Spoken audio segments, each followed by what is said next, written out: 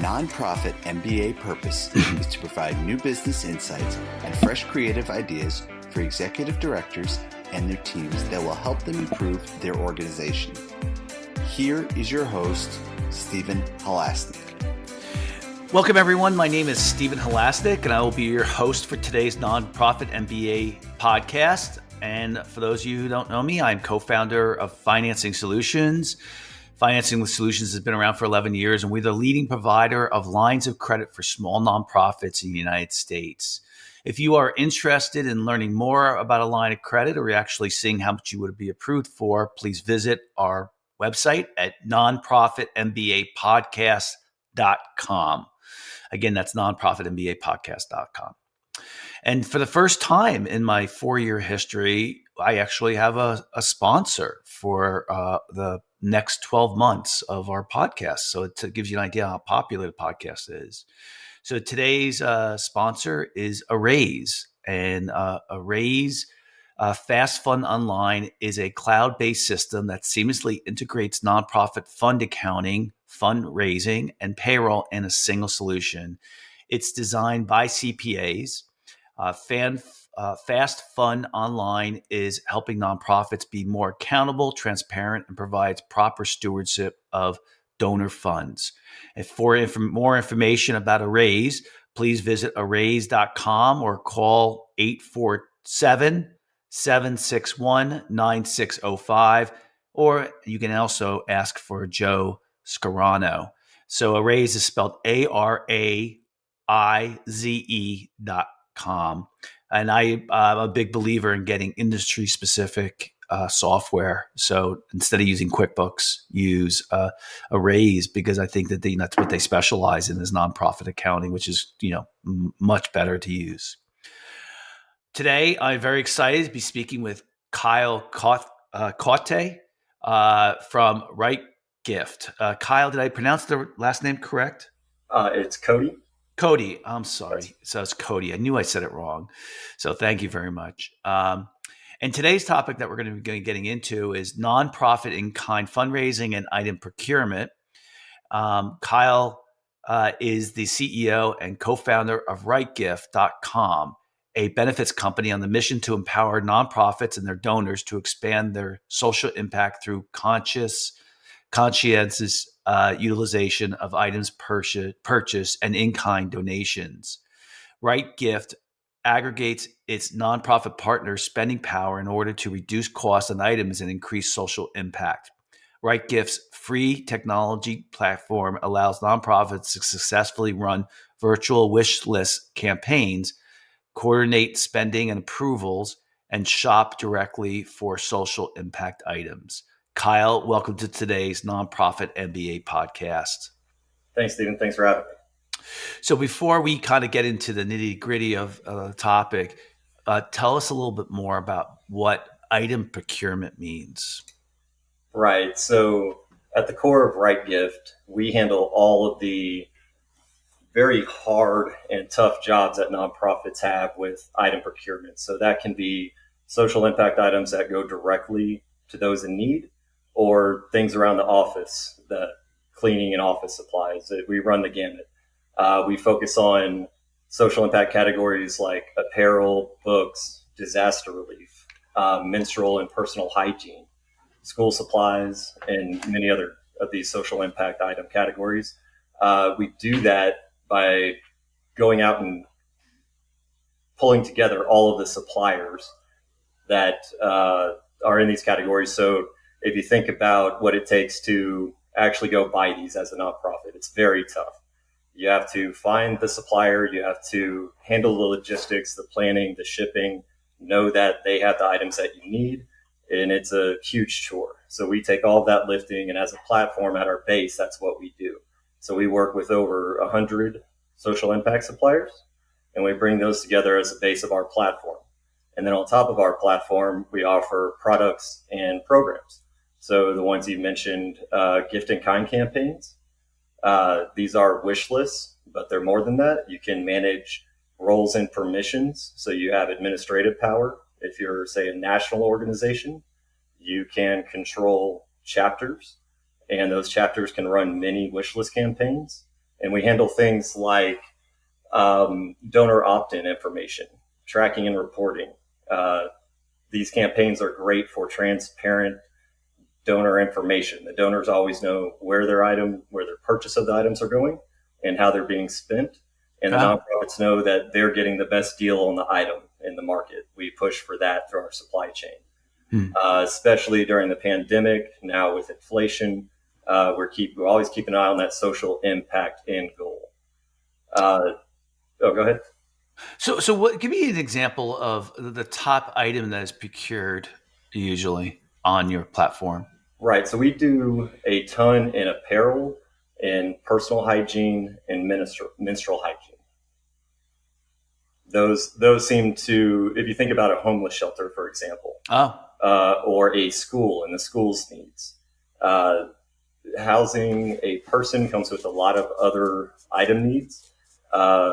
Taking care of children that are underserved, that's where we live. It's generally people, it's less pets, but we look to take care of the individual as a whole. And so the the items that they would be procuring are new. That's correct. So we work these are all brand new items. We procure them. Nonprofits will have donated items that come to them, obviously. We help facilitate that those items are what they need. So we'll work with a nonprofit, plan out their year, plan out their giving goals, what they need to receive. And then the wish list campaigns reflect that need. And if there's a lot of, say, personal hygiene items being donated, there's always a gap. That seems to be the case across the board. Even at the largest national organizations, people donate what they think is good, and then there's a gap where budgets need to be spent. We optimize those budgets. So, a company has all this oversold, this undersold inventory, or inventory is not sold. They give it to you, and then you sell it either for them or you sell it for your organization. You facilitate that. Is that accurate?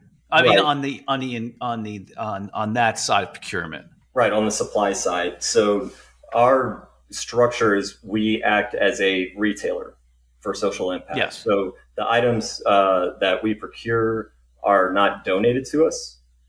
Think of us as a big box retailer with a pure social stint.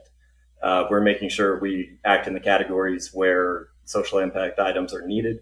And so the suppliers that we work with, they in turn offer those items through us. Cheaply. That's right. And what the bigger thing we're able to do is aggregate all of the spending of the nonprofits that work with us. Yeah.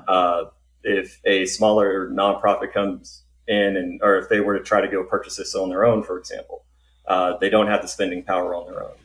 Larger nonprofits that purchase with us and plan their purchasing, we aggregate all of that. We have the spending power, and it's pretty impressive what we're able to do to reduce costs. We're about 20% under wholesale in most cases on average. The other side of that is planning and logistics.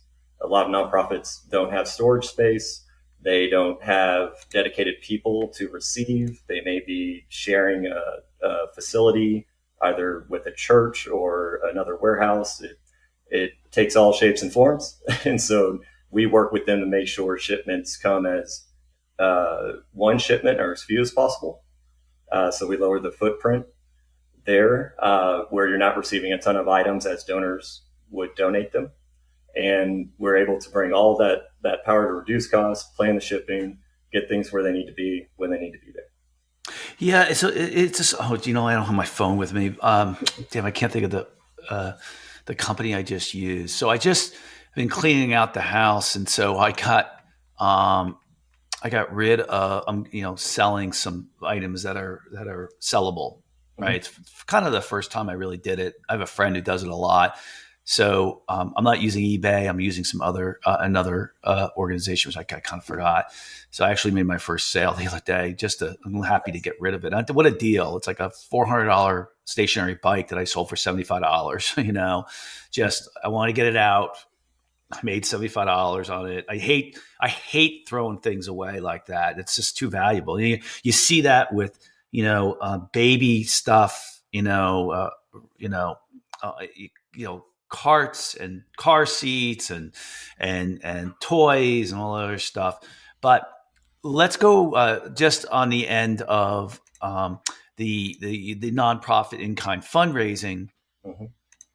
So can an organization that's a nonprofit come to you and say, we want to raise funds through donations of in-kind goods? And like say, let's say I'm personally selling a lot of ski equipment, right? Mhm. So they would say is, let's do a drive of all good condition ski equipment, and we'll give it to, your organization. I don't know if it works this way for Right Gift, and you'll get rid of it. Does it work that way or no? No. So the distinction, I see where you're going. The distinction with us is uh, think of us as a big box retailer. So these are all new items. Yep. The donated items that are pre-used, those items do not flow through us. Yeah. So we're focused on working with suppliers that manufacture their own items, start to finish, some of which are nonprofits themselves. So there's a double give back in that scenario, supporting a nonprofit that we find a home for in a nonprofit's budget or through our donation tool, through campaigns. So we're focused on that new item and navigating the supply chain of suppliers that provide those new items. Now, do you have nonprofits that will come to you and say, we're looking to purchase this, but you don't have it? We do specialty orders all the time, right? Mhm. So there's things that fall into our core social impact categories, and we had a request that we weren't able to fulfill, but we've been asked for things like we need 500 turkeys and 250 hams. Okay, well, we went and looked at our network. We didn't have that one at the time, but we're able to fulfill quite a few distinct custom orders. And the scenarios run the gamut. Toys, school supplies, those all fall within our social impact categories, but you name it, we've seen it. Yeah. So, tell me tell me the top 3 questions that your customers or prospects that come to you have. Tell me the first 3 questions, and then we'll address each one of them. So tell me the top 3. Sure. So we get compared to Amazon wishlist a lot for our campaign product. We also sell direct. So in those 2 products, we get asked very often, can I communicate with my donor? Can I manage items or coordination of our item need internally across a large organizational footprint? And third is simply price. Are we going to be able to see a lift in our social impact? And then the follow on, I'll add a fourth because they come tightly bundled there, is how do we receive these? Are we going to get flooded with items or are we not? So kind of jumping back, there's the internal communication is key. Being able to have, for example, we have what we call roles and permissions. You can be a national organization. We have a partnership and work with the Assistance League. They have 120 chapters throughout the United States, and each chapter supports about 30 to 50 schools on average and handles requests and approves them and will allocate budget towards helping those schools. That's a very complex system that's been handled on paper for a long time. So they can run campaigns for that to help subsidize those needs. They can also use their own budgets, and we allow for a flexible system where the national level can onboard many chapters. Those chapters can run many campaigns. Those chapters can also run requests and approvals from each school that they support. So the school knows the need on the ground for the students that are underserved. They use that to choose from a store within Right Gift that's been approved by the chapter. And the chapter gets the request. They say, great, this is within our budget that is listed for the schools to abide by. And then they have everything there in one system to be able to conduct the purchase for those items. We distribute them to each school and handle all the logistics. I'm not familiar with Amazon wish lists. So, what is Amazon wish list? Amazon wish lists, you simply go to Amazon. They allow you to create one or many wish lists, and then that's it. You can't communicate with your donor, but you can list items for retail prices at retail sizes. So one by and this one is so a nonprofit says, these are the items I need. Right. And then someone purchases them for them if they... That's correct. And they reach out to their donors. The donors come in. They need an Amazon Prime account to do so. And then they... is there a discount that Amazon gives because you're buying from that list? Not that I'm aware of. So it would be better. I mean, you're not really giving a wish list. You're buying things in bulk, right? Yeah. So it works a little differently. Well, these are wish list campaigns. So we present them as the needed items, right? Gotcha. So a nonprofit can set up a wish list, evangelize it to their donors. It looks more like a GoFundMe presentation of a wish list, but it's that internal collaboration around it, that the entire organization can communicate on what's being purchased, see a roll-up report of the history of all their purchases. Donors, as they donate, can opt in to share their information. And that is very valuable on the nonprofit side to understand what current donors versus net new donors are donating to that campaign. And then really importantly, we reduce costs.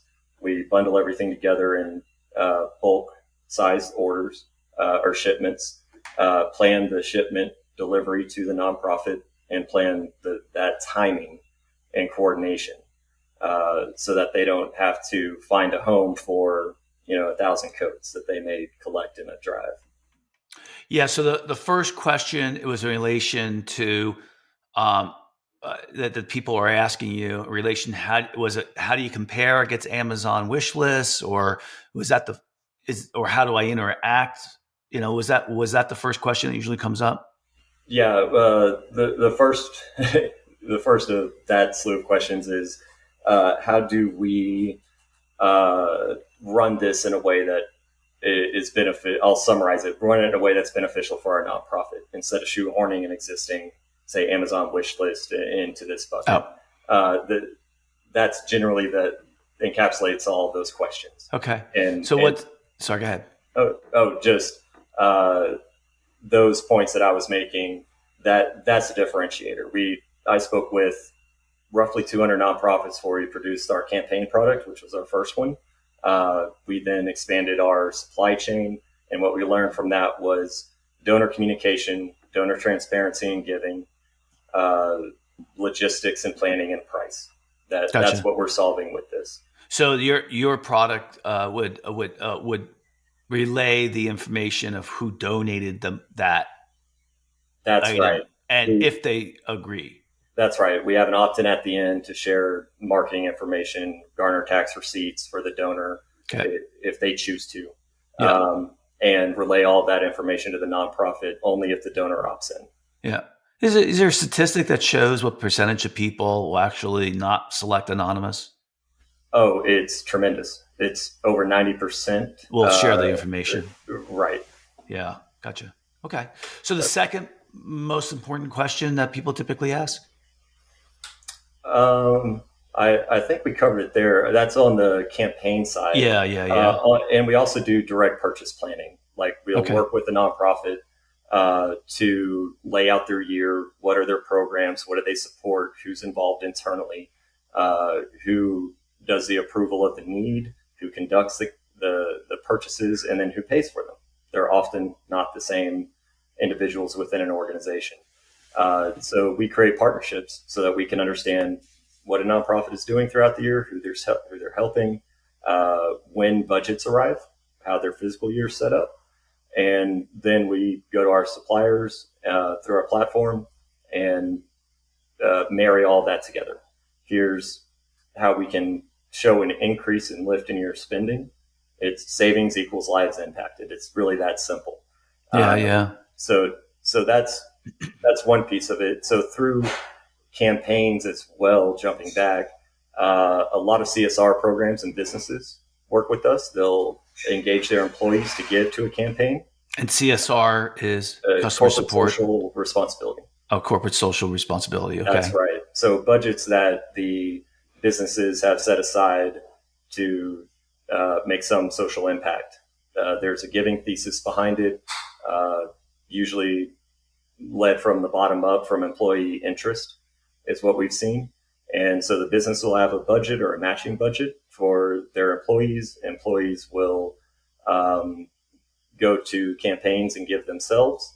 And then that'll usually be matched through a CSR budget or just completely donated to by a CSR budget. So, for example, we work with period.org and Menstrual Solutions, and they have a ton of chapters throughout the United States that work with them. They also have businesses that work with them.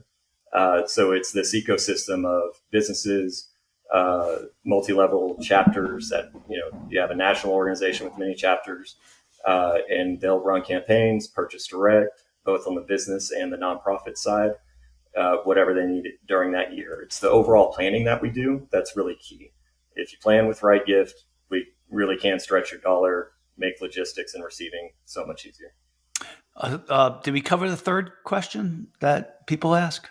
I hope so. Okay. We did. No, worth mentioning is just the different ways Right Gift works, right? I want to make sure that's very clear. So gift in kind campaigns is one, as a better replacement for your Amazon wish list. Working with CSR programs through those campaigns and other businesses, all the tools that we provide for collaboration within an organization on the back end. The other thing that we do is we call our program is concierge program.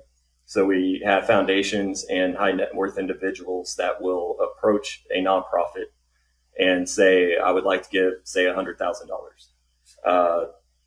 Okay, we can handle that. We work with them just like we would a CSR program. How do we shepherd those funds, give insight into exactly how they're used down to the item level, exactly the savings against, the market that we're providing. Other ways we work with them, high net worth individuals and foundations, is they'll have a giving thesis, and it takes a lot of work. If, say, you have $100,000, for example, and I want to spread that around, how do I go about doing that? Well, we have these relationships with nonprofits. If there's a specific nonprofit that is brought to us, we'll go contact them, but we also know the need on the ground. We know that through the campaigns, that's the defined need. We know that just through these planned purchases that we're doing with nonprofits. So we really deeply understand the programs, the impact, what's being supported, and who might need what today versus in 6 months. So we look at that giving thesis that, say, a foundation might have, a family foundation, and they would say, I would like to give in Texas as a geography for something as specific as coats, or maybe it's simply help children, right? So we take all that into consideration, and we will recommend nonprofits that are verified, that have been on our system. We know the people behind the scenes. We have strong relationships, and so we know not just that they're only, say, GuideStar verified, but these are actual humans on the ground with more than an EIN that are doing the social impact work. So we'll have a slew of nonprofits we can recommend, and then make an a la carte list to choose from, and we handle it all from there. That's how we can distribute, identify, and shepherd those donations out to many nonprofits. Sometimes it ends up being just one that they resonate with as a foundation or giver. Other times we're working on one today that is sending coats to, I believe there's about 2,000 coats being distributed to 8 nonprofits. And just the logistics of trying to do that on your own, it's a hurdle. Oh, well. How did you get involved in starting this company? Sure. So it started as a side project. I come from a background in, uh, well, I'm near Austin, so Austin-based technology startups. I've held roles in uh, design, product, and engineering along the way. So I'm a designer and somewhat of an engineer manager, I'd say. And that gave me a lot of insight. I've worked in supply management, artificial intelligence, coupons across the board. And we created as a side project during my career, Right Gift's first incarnation was a unified wedding registry, like the Knot, if you've heard of that. So Yep, I have. Yeah. yeah, that was where we began, and we wanted to focus it at nonprofits. We saw nonprofits coming on to use it because they weren't happy with Amazon wishlist. They needed a few more features and understanding of the nature of how donors want to support their cause, and on the back end, how they need a wish list to function for the reporting and insight. Also, how they need to receive items. So these are the conversations that I had very early on, and we understood there was a big gap in purchasing along the way. So we launched with wish list campaigns only, and then we found that we need to control more of the shipping logistics, the product management, and the pricing more than anything else. And that meant we become a retailer, right? So we don't charge anything for the platform. There's no contract, subscription fees, no hidden transaction fees at all. Our business model is we are a retail store. We just happen to be cheaper and built for nonprofits and learning from them every day. The top three nonprofits that use your service, I know we mentioned one of them already, which is homeless shelters. Is that one of the top three? It's really across the board. So I hate to say that as not avoiding the question, but it's we have very large businesses that work with us, Fortune 500s, that use their CSR budgets through us and employee engagement. We have national nonprofits like Assistance League with 20,000 members, and they support so many schools. It's incredible. We in areas, it's homeless shelters, hygiene, mobile showers. And then anyone that interacts with the school on a need basis, right? So, and I'm kind of doing us a little bit of an injustice. Period poverty is a big one. We work with some United Ways. It's so broad, and the size of a nonprofit does not matter. We can help. The cause type, as I mentioned, are core categories.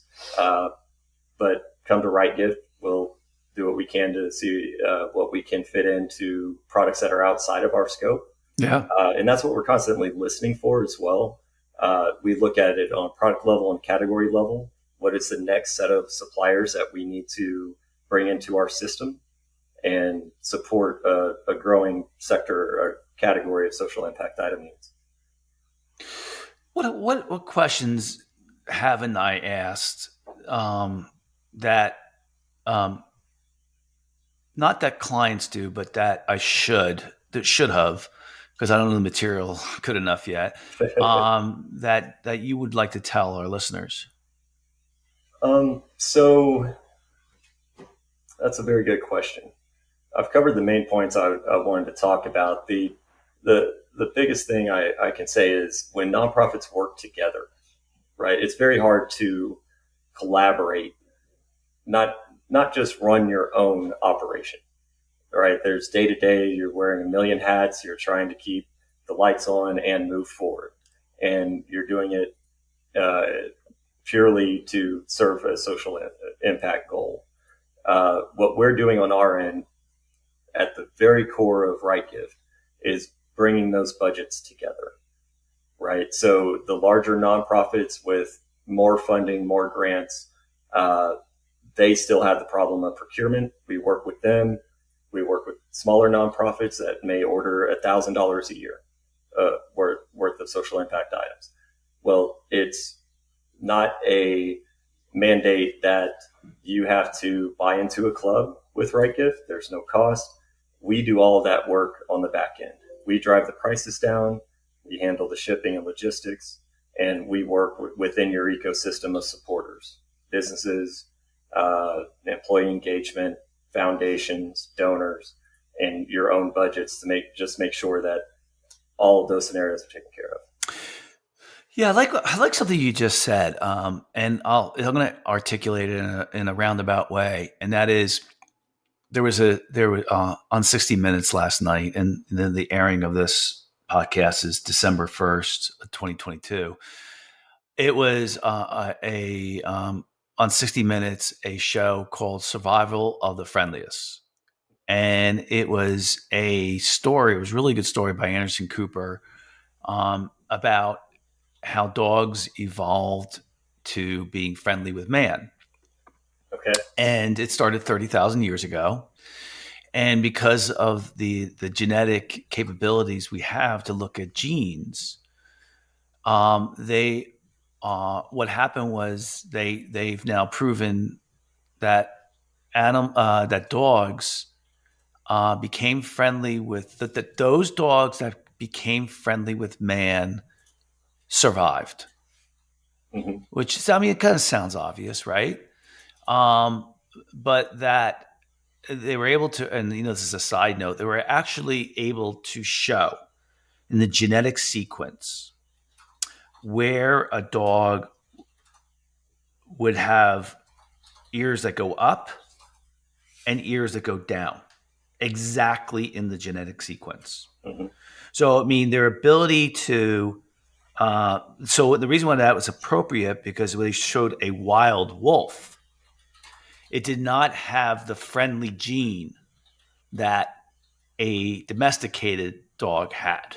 Mm-hmm. And so the underlying current behind the story was that we think it's survival of the fittest. And it's not. Maybe there are parts of it, but in this case, people can move up because of the networks that they build.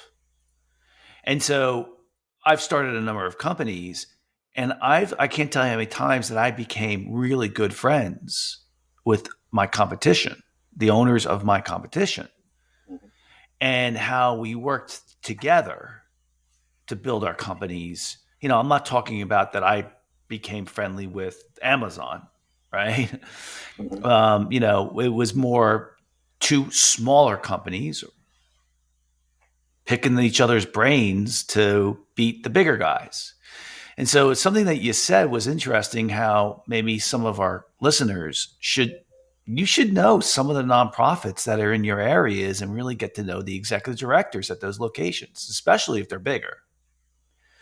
Right. And one of the reasons I say that too is what made me think of it too was that if I was an executive director and I had listened to this podcast about Right Gift, I'd be like, you know what?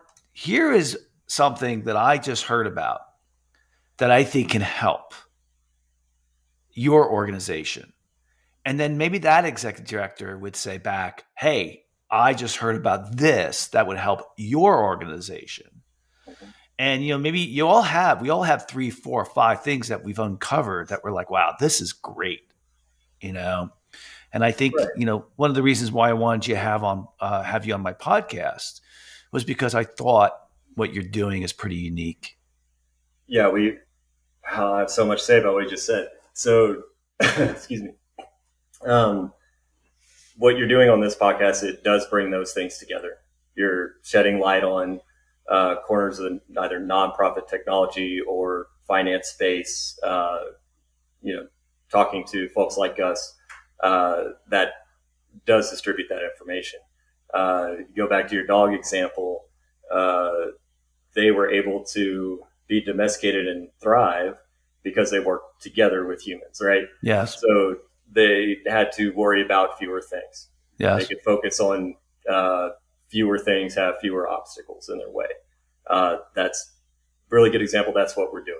If we can help nonprofits on the procurement side as an external team, free resource that they do not have to worry about these day-to-day things about how are we going to procure and manage the purchase of personal hygiene, menstrual hygiene, coats, all throughout the year across different programs, and coordinate all of this. What does that free you up to do? What does it free up multiple nonprofits working together in coordination around larger programs? It creates a ton of time, saves a ton of money, and we saw we could do that. We could grow a business, and overall, if I'm being selfish, I get to work with and help increase the impact of a lot of cause types across a lot of areas. We were looking at our data. It's largely women and children that are being supported, unfortunately. Yeah. Right? But when we're able to coordinate the spend, that dog gets domesticated. That dog, the example you gave there, they don't have to worry about being alone in the woods. Yeah. They have help. That's what we're doing. Yeah. That's great. Yeah, I thought it was a good story too, and so I can see where it really relates. So that's really all the time we have today, and I would like to thank so much for Kyle for coming on to Right. I would like to thank Kyle from Right Gift for coming on today's podcast. And if you like today's podcast, please feel free to share it with a friend, and also subscribe on your favorite podcasting app. And if you like today's podcast, please give us a review. That's what really gets the word out. I mean, this is we have over 10,000 listeners. We're rated 5 stars. Our podcast, it really helps us get the word out. And of course, if you're looking for a line of credit for your nonprofit, you can call us at 862-207-4118 or visit our website at nonprofitmbapodcast.com. Also, don't forget about today's sponsor, Raise Fast Fund Online. It's ARAIZE. And, highly recommend that if you're not using accounting software right now specifically built for nonprofits. Kyle, if anybody wants to get in touch with you, how would they go about doing that? Just simply go to rightgift.com or email me directly at kyle@rightgift.com. Right. And so Right Gift is RIGHTGIFT, of course. Right. And so, I always end my podcasts on this as, it's just Thanksgiving just passed, of course, and we're all thanking lots of people, but I want to thank our listeners, not because you're listening, thank you for that, but I want to thank you for all the work that you're doing out there to make the world a better place. The world needs it. And I know that, Kyle and I are trying to do the right thing our own way in our individual lives to be good people and to give back. But you guys, our listeners, are out there doing it every single day. I thank you for that. And I just want to remind you, though, that you need to also take good care of yourself, that you're no good to your family, your organization, your friends, if you don't take good care of yourself. So please make sure you're doing that. Other than that, I just want to wish everybody a happy Thanksgiving. I hope you had one, and also a great new year. It's just around the corner. So please enjoy the rest of your year.